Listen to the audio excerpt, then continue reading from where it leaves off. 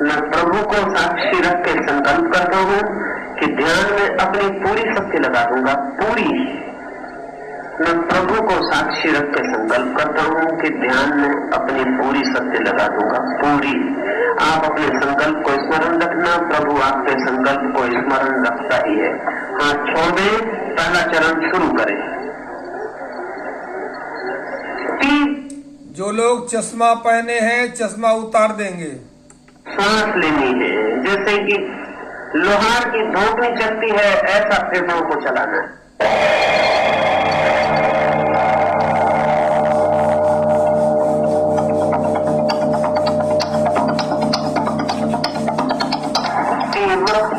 तीव्र पहले से ही पूरा तूफान उठाए, धीरे धीरे न चले।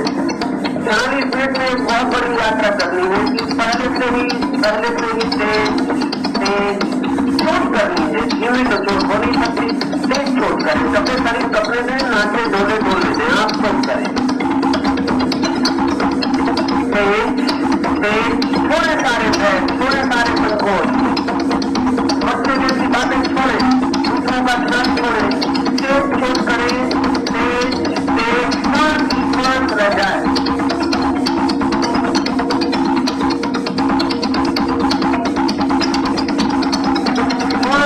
शांत रह जाए, जगत भूल जाए, बस सांस के अपने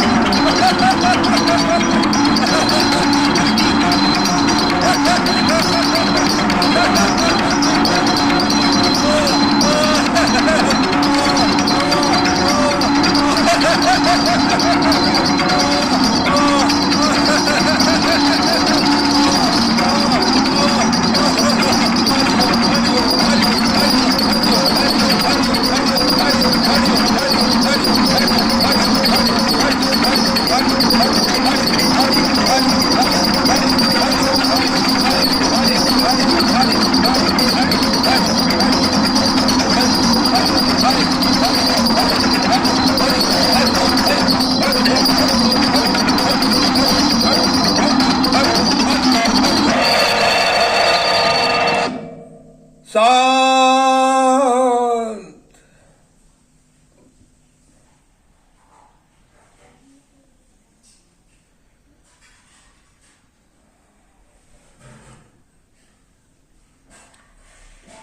अपने भीतर केंद्र में पहुंच जाएं। सब शांत हो गया।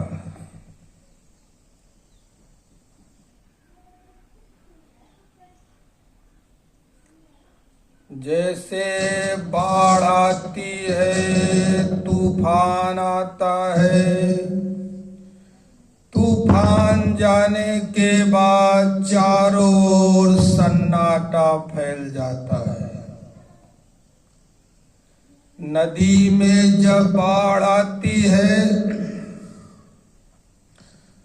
तो नदी के किनारे घाटों की जितनी गंदगी होती है सब बहा कर ले जाती है। मन की जितनी बेचैनी थी, घबराहट थी, उलझन थी, परेशानी थी, चिंता थी, सब श्वासों की बाढ़ में बह गई। भीतर बचा तो एकमात्र सन्नाटा बचा।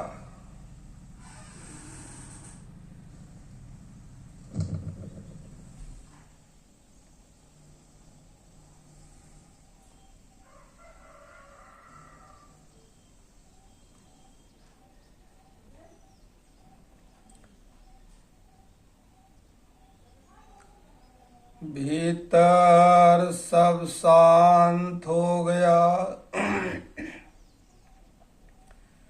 शरीर भी शांत, मन भी शांत।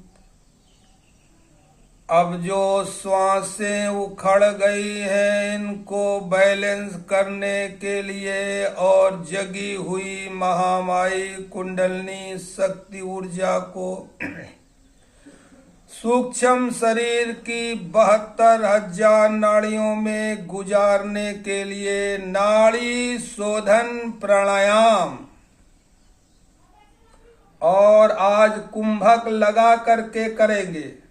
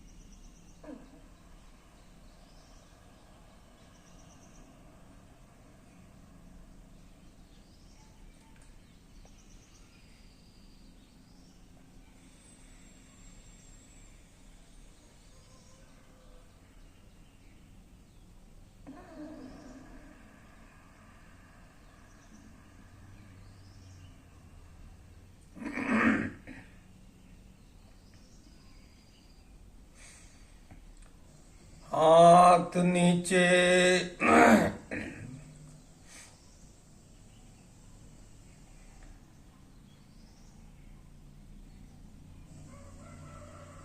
बिल्कुल शांत, मन भी शांत है, शरीर भी शांत है। एक गति जो स्वाभाविक होती है वो है हमारी श्वास। श्वासें आ रही जा रही, पूरा मन सांसों के अनुभव में लगा दे। श्वासें जाती तो नासिका द्वार से है, मगर मुझे अनुभव करना है कि नाभि से श्वास ले रहे हैं। वास्तव में हम ब्रह्मांड के द्वारा जो जुड़े हैं वो नाभि से ही जुड़े हैं।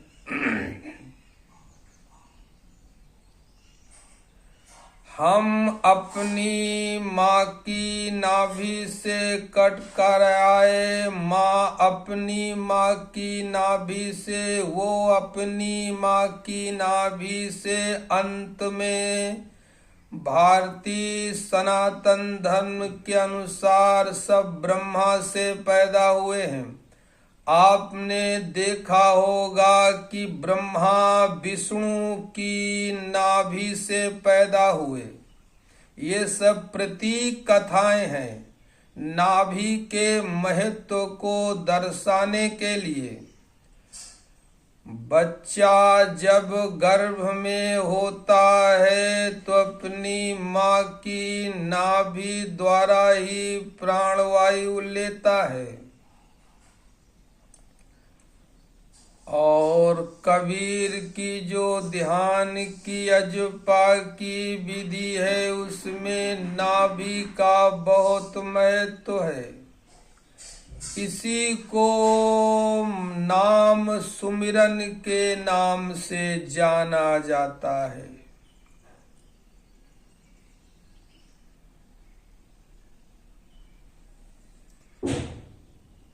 यही निरंजन माला है जो घट में दिन रात चल रही है।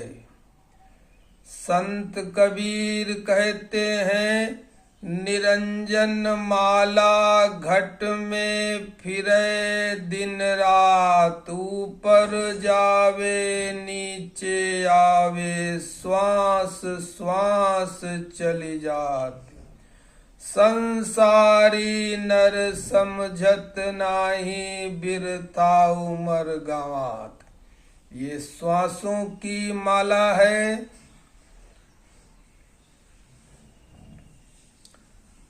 श्वास लेते समय नाभि से श्वास भरते हुए रीढ़ की हड्डी में ऊपर सहस्त्रार्थ तक ले जाएंगे, क्योंकि योग के जितने भी शक्ति के केंद्र हैं सारे के सारे रीढ़ की हड्डी में हैं।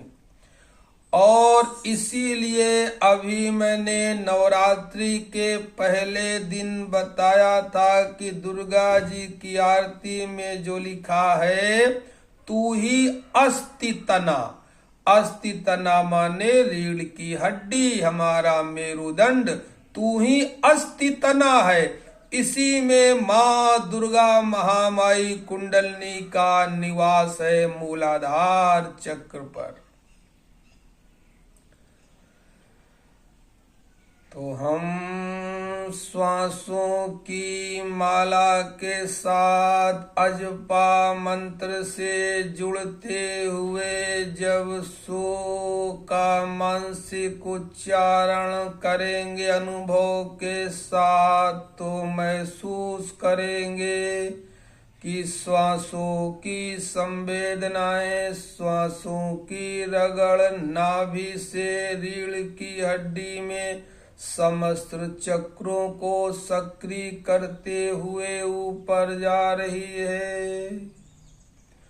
और जब श्वास निकालेंगे तो सहस्त्रार्थ से रीढ़ की हड्डी के अंदर सुषुम्ना नाड़ी में नीचे आ रही है। सो कहते हुए ऊपर और हं कहते हुए नीचे। इसके करने के साथ एक बात और हमें ध्यान रखनी है, जो भगवान कृष्ण गीता में कहते हैं कि कुछ योगी लोग प्राण वायु का पान वायु में हवन करते हैं। मानसिक शोक की भावना करते हुए ऊपर आएंगे और जब हं की भावना करेंगे तो ऐसी कल्पना करेंगे कि सो में हं की आहुति हो गई, समा गया और शून्य बचा। जब हम कुछ सामग्री से हवन करते हैं तो जब बोलते हैं, मंत्र बोलने के बाद कहते हैं स्वाहा। स्वाहा माने सब समा गया।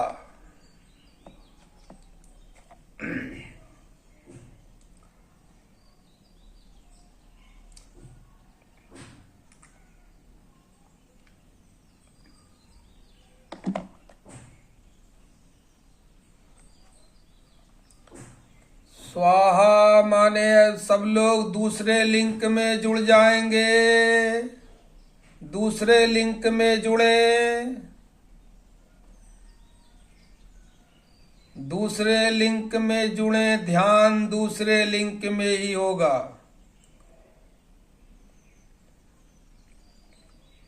जब हम कहते हैं सो, फिर जब हं का उच्चारण करते हैं तो सो में हं को सम्मिलित कर देते हैं। सो नाभि से उठाया, सो हं।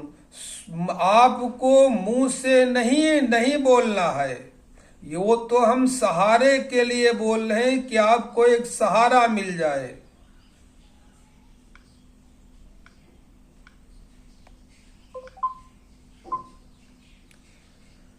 सो हं, सो हं, सो हं। इसी के सोहं के साथ भावना रखें कि जो लंबी गहरी श्वासें लेकर के मूलाधार काम केंद्र की शक्ति मैंने जगाई है, इसको ऊर्ध्वरेता करना है, यानी ऊपर उठाना है। बस शक्ति अगर मेरे पास है तो यही काम केंद्र की ही शक्ति है।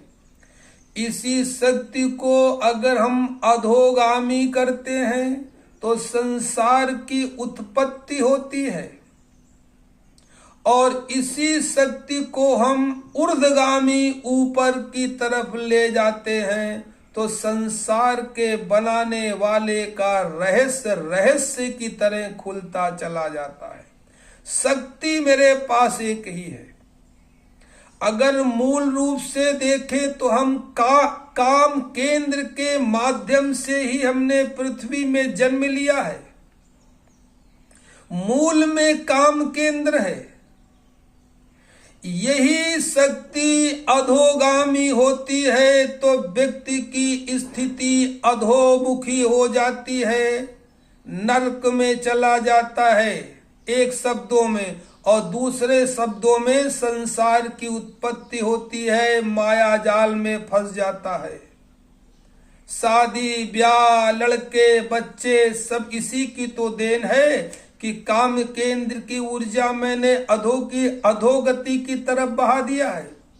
योगी क्या करता है कि शक्ति को जगाने के बाद इस शक्ति को रोक करके ऊर्ध्वगामी करता है, यानी ऊपर की तरफ ले जाता है, जो हमें मुक्ति मुक्ति प्रदान करती है, सृष्टि का रहस्य खोलती है, अज्ञात में जानने की, अज्ञात में झांकने की क्षमता पैदा करती है। तो हमें लगातार अजपा के द्वारा इस काम केंद्र की शक्ति, जगी हुई शक्ति को ऊपर ऊर्ध्वरेता ले जाना है। पूरी विधि आपको समझनी है तो गरुड़ पुराण कभी पढ़ लीजिएगा।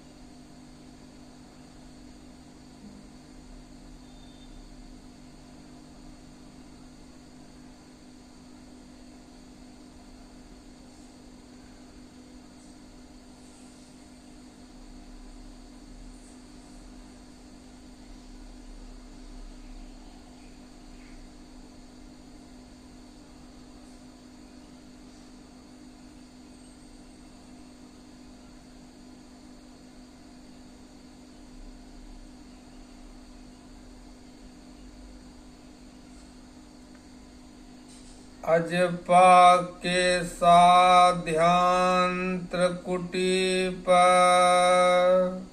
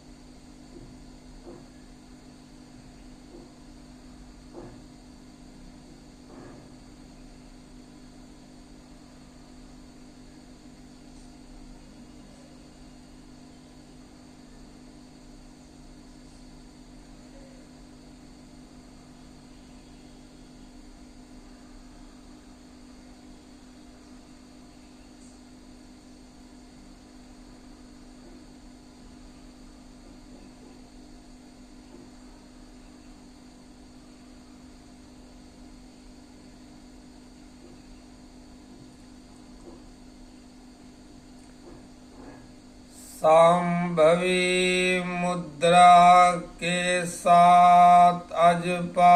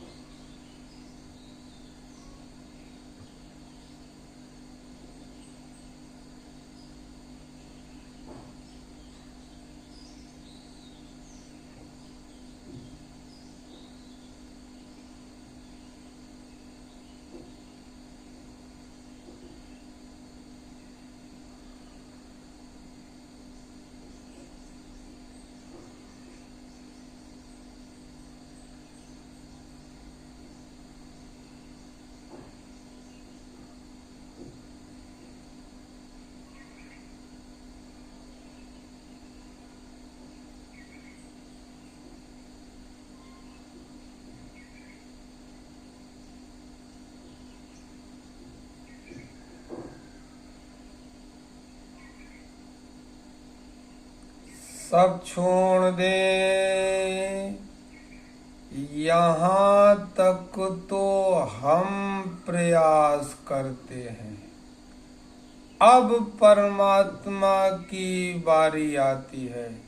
सब छोड़ दें, जितना आपके बस में था प्रभु के लिए, अंतर प्यास से आपने उतना सब किया, मगर इसके करने के बाद भी प्रभु का कोई अनुभव नहीं, कोई दर्शन नहीं, कोई अनुभूति नहीं। ऐसा मान करके आप सब प्रभु के समर्पण पे छोड़ दें। जिस स्थिति में कबीर कहते हैं, माला जपू न कर जपू, जिह्वा कहूँ न राम, मेरा सुमिरन हरि करे, मैं पायो विश्राम। अब सब छोड़ दे, शरीर ढीला कर दे, कंधे नीचे गिरा दे, बिल्कुल समर्पण की भावना में, और चुपचाप बस बैठे बैठे इंतजार, अज्ञात का इंतजार, करना कुछ नहीं। जो हो रहा है शरीर के भीतर और शरीर के बाहर, उसके साक्षी हो जाएं, गवाह हो जाएं, विटनेस हो जाएं।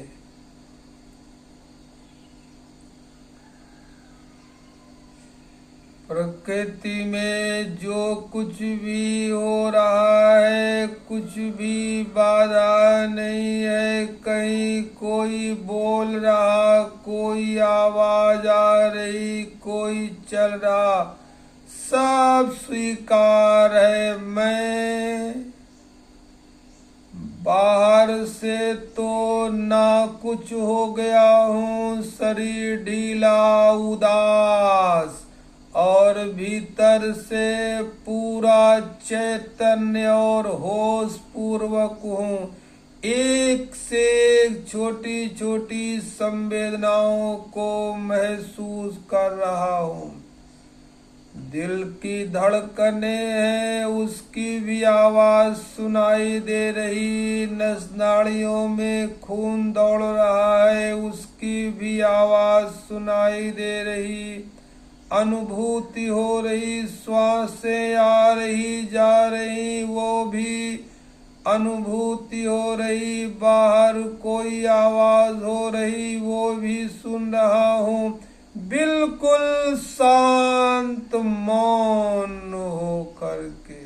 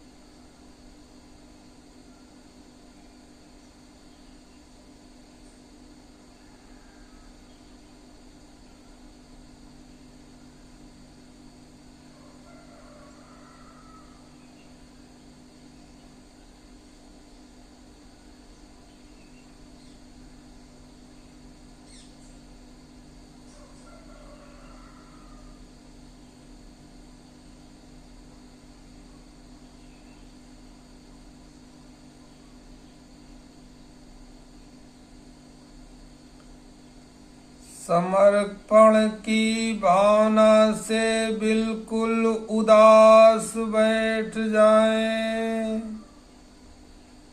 अभी दिल्ली के एक डॉक्टर साहब हैं, उन्होंने कहा है कि उदासीन अखाड़ा का हमारे ध्यान से क्या संबंध है। भारत की सनातन पद्धति के अनुसार सन्यास के 10 अखाड़े होते हैं। उसी में एक अखाड़ा है उदासीन अखाड़ा, जिसमें कुछ महीनों तक मुझे रहने का अवसर प्रदान हुआ। मैंने वहाँ की जो गतिविधियाँ देखी उसके विषय में थोड़ा बताना चाहूँगा। प्रातः काल और सायंकाल की उदासीन अखाड़े में जब आरती होती थी, ये मैं उस स्थान उदासीन आश्रम की बात कर रहा हूँ जो उदासीन अखाड़ों का मेन सेंटर है, जिसके महंत हैं खिचड़ी वाले महाराज, लालपुर, जिला हापुड़, उत्तर प्रदेश। वहाँ खिचड़ी वाले महाराज उदासीन अखाड़े के मूल महंत थे। जब मैं वहाँ था तो सुबह शाम मैं देखता था कि जब वहाँ आरती होती थी तो जितने साधु संत हैं सबके पास अपना अपना वाद्य यंत्र होता था, जैसे झांझ है, ढोल है, मजीरा है, नगा। आरती के समय जब आरती होती थी सभी लोग अपना वाद्य घंटा आदि बजाते थे और इस गति से बजाते थे जैसे हम लोग आधा धुंध लंबी गहरी श्वासें लेते हैं, इसी तरह झूम करके अपना अपना वाद्य यंत्र सब बजाते थे। कुल 1 घंटे आरती होती थी और 1 घंटे वाद्य बजता ही रहता था आधा धुंध। बस 1 घंटे बाद सब अपना वाद्य रख देते थे। आश्रम में जो जहां चाहे वहां बैठ करके बिल्कुल चुपचाप ढीला शरीर उदास बैठ जाते थे कि हमने तो अपना काम कर दिया, अब परम को, अस्तित्व को अपना काम करना है। उसी तरह बिल्कुल उदास बैठ जाएं। ना कुछ पाने की क्षमता है, ना कुछ अपनी क्षमता से हम पा सकते हैं। न हम ध्यानी हैं, न हम ज्ञानी हैं, न हम योगी हैं, न हम भक्त हैं। हम तो कुछ नहीं है, मेरी कोई क्षमता नहीं है, मेरी कोई औकात नहीं है। जब तक मैं का अहंकार है तब तक कुछ नहीं है। मैं के अहंकार को मिटाना है। ना कुछ हो करके उदास हो जाता है जब कोई, कहते हैं हारे को हरि नाम। जब कोई अपनी शक्ति से हार जाता है तब हरि का काम प्रारंभ होता है। हारे को हरि नाम, यानी जब आप अपनी क्षमता लगा के हार गए, ध्यान, तपस्या, भक्ति, योग, कुंडलनी, जप, तप, यज्ञ सब करके जब हार जाते हैं और हार करके उदास बैठ जाते हैं, तब ब्रह्मांड का कार्य प्रारंभ होता है। जब तक तुम रहते हो तुम्हारा अहंकार जीवित रहता है, तब तक परमात्मा की ओर से, ब्रह्मांड की ओर से कोई संकेत नहीं मिलते हैं। तुम्हारा समर्पण हुआ नहीं कि तुम उदास होकर के, केवल उदास होकर के बैठ जाते हो, बस फिर प्रभु के अनुभव प्रारंभ हो जाते हैं। इसलिए ना कुछ समझना है, ना कुछ जानना है, न सीखना है, केवल उदास और इंतजार।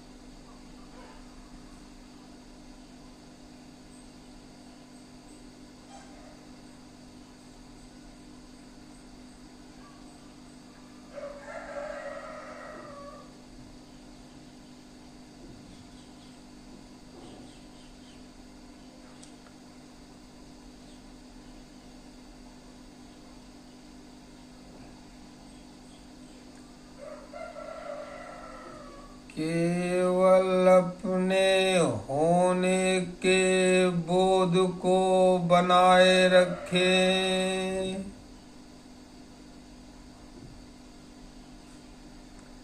शरीर में नहीं हूँ, मन में नहीं हूँ, बुद्धि में नहीं हूँ, फिर भी मैं जो हूँ अपने होने में उदास हो करके बैठा हूँ।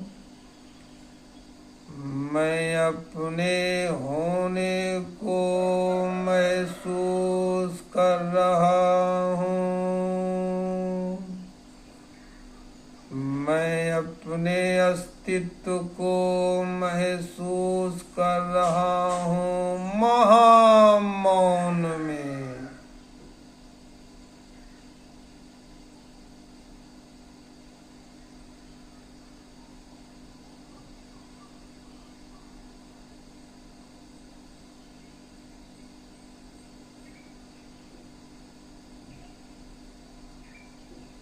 मुझे अपने होने का बोध है, केवल और उदास बैठा हूँ।